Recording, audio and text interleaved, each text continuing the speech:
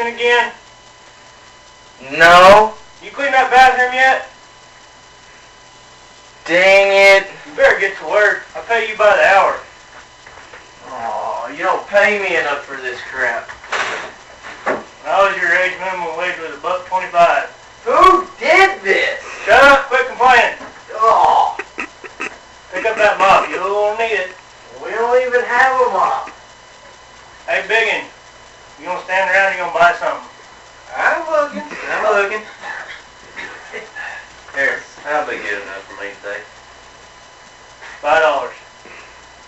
Holy cow, $5? It was only $1.29 I thought the other day. What can I say, man? Minimum wages went up and inflation's killing me. I can tell it looks like it's killing your bathroom there too. Gas used to be $3.79 and now it's $5.25. Well, that's fine then.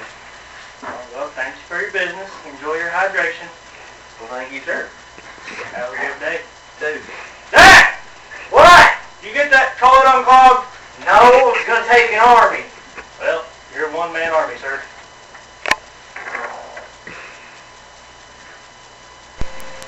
So, what can we conclude from our little store skit we just did?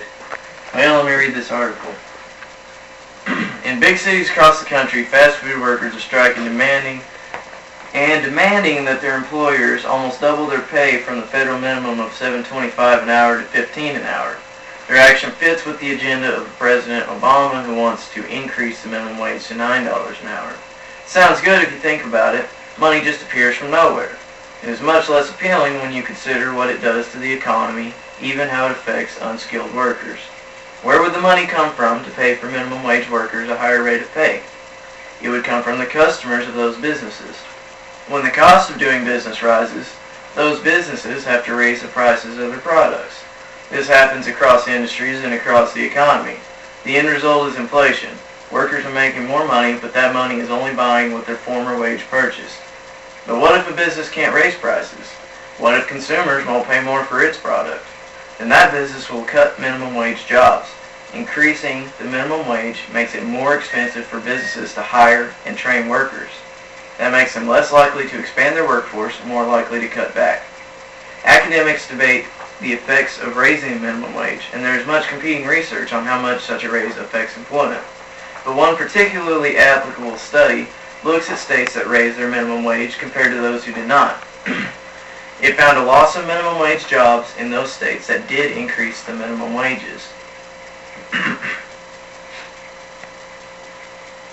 It is clear that the laws of supply and demand continue to apply despite government attempts to manage the economy.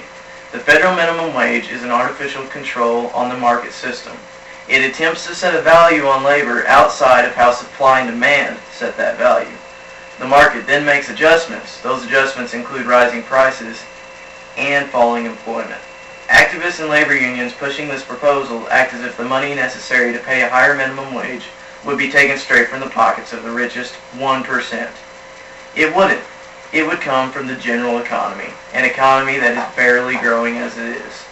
It is true that minimum wage has not kept up with inflation, but in industries and locations where the market has set a higher value on labor, employees are paying more than the minimum wage. Where the market has not set such a value, employees are still being paid the federal minimum. Requiring the market to set a higher value on the labor will only spur businesses to raise prices and cut jobs. And that is from GoUpstate.com. Okay. So, according to this little graph here,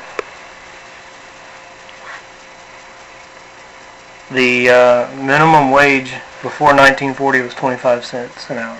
Right. I found that as well on the Department of Labor Right. website. It wasn't till 1975 when it reached $2 an hour.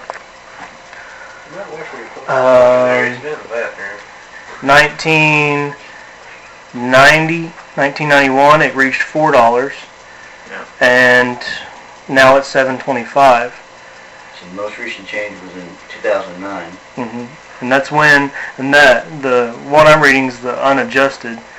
The minimum wage, if we figured it to 2012 dollars, based on the economy and everything. At one point between 1960 and 1970, it would have reached over $8 an hour. And then it falls down by 1990 to less than $6 an hour. And just goes up and down. So it's pretty unstable if you do it. What Yeah. site was that? That was Pew Research Center. Pew Research. Well, I can remember working in the restaurant business before, during, and after the '09 change. And I can tell you that I was being paid, minimum wage was $6.25 when I started, and I was still being paid $6.25 in 2010 whenever I left the business and went and farmed. Right. And I actually took a pay increase when I left that business. So, Well, and it's just like when we go through this mechanic program, we all start somewhere, and a lot of us start at minimum wage, and the dealer charges $100 a labor hour, $100 a shop hour for every billed hour of labor that we charge to do a job. And let's say we're at $8, or let's say we're at $10 an hour, and we do a job successfully, no hiccups. That's 10 hours. They just made $1,000, and if we get it done in 2 hours, they've paid us $20. And from what we've done, what we've seen, if we go ask for a $1 raise after a year and a half of doing that, they could have made $150,000 on us. But a $1 raise acts like it kills them. They'd rather hire somebody else at minimum wage to do the same thing. Yeah, they just don't expect really want to pay you that much, and if they increase the minimum wage, and you're already there pretty much on this new increase, they're just going to kind of look at you and say, they're just going to use you until, I guess they're tired of you. or until you decide, I'm done I'm done with I'm this leaving. place, or, then again, some businesses, like mom and pop's grocery store or something like that, they're not going to be able to afford that.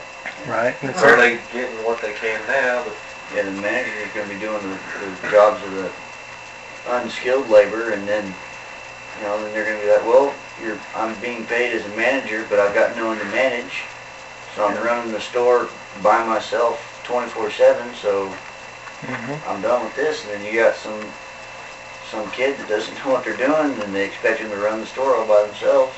Well, yeah, they can't afford to pay some kid a higher rate than they would an adult. They can't anymore afford to pay a manager quality any more than they can afford to pay anyone else. Cause when they raise minimum wage, that's all they're going to be able to pay anyone. Then they can't hire just crappy labor like kids and stuff. There's no way to hire them anymore. They can't afford it. I mean, just raising minimum wage alone is not going to fix all the problems. I mean, you got to increase other stuff with it, or you got to add. Well, you'd have to almost decrease. Well, yeah. I mean, if you can decrease gas prices back down to what they were 2 or 3 years ago, get them back under $2.50, And that would help out a lot. yeah, because they kind of just that kind of right there shocked. That's what made this whole minimum wage thing probably start up in the first place. Well, I say gas, I mean fuel in general. Yeah. Diesel, especially diesel. especially when diesel used to be cheaper than gas. Yeah. And that one's kind of hard to believe. I mean, just because it's a byproduct of gasoline. Yeah, diesel is a byproduct of making Of course, gasoline. that's a pretty good view of supply and demand. Yeah, it's just the same Yeah. thing, supply and demand. Truckers can't cut back on diesel, but consumers for gasoline engines, small cars and stuff, they can cut back. They can get more fuel efficient cars, they can drive to work less, they can carpool.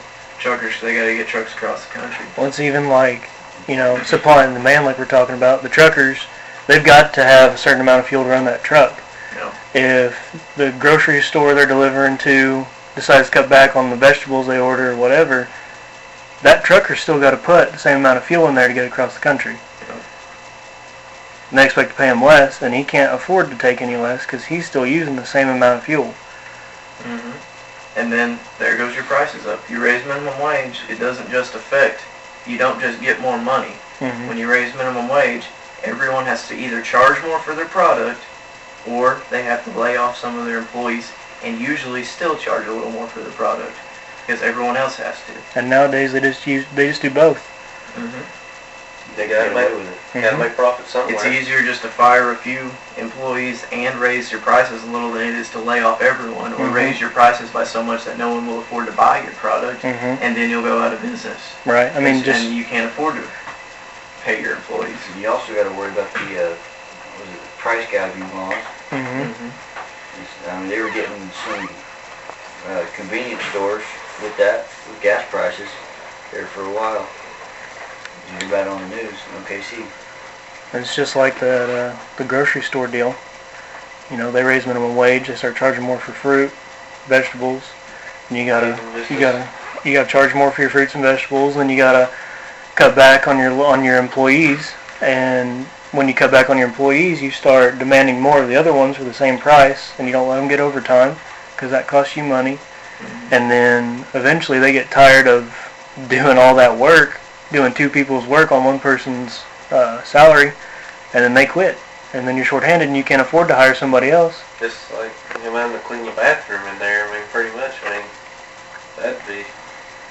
it was pretty rough though. Yeah, it's hard. It's hard to hire a stupid kid like me in the video earlier for minimum wage when there's no skilled labor at all to it. If minimum wage goes up, you're paying him what, $9 or $15, whatever it goes up to an hour, to clean bathrooms and stock shelves when you can't afford to pay someone to do that. You just have to have your manager do it all. Mhm. Hell, if I was getting paid $15 an hour, I tell you right now, I'd leave my $8 an hour job taking cars apart, doing stuff that the other guys that are on commission making 3 times as much as I am. I'd leave that job and go clean bathrooms. And at that point, you'd expect him to stock shelves, mop the floor, clean the bathroom, run the register, close at night, and just expect you to turn in Yeah, the because you're only deposit. paying him minimum wage. What is he? Just minimum wage labor. Mhm. It kills everyone's jobs. And if it gets high enough, you expect him to run the whole store and then just, report back to you at the end of the day.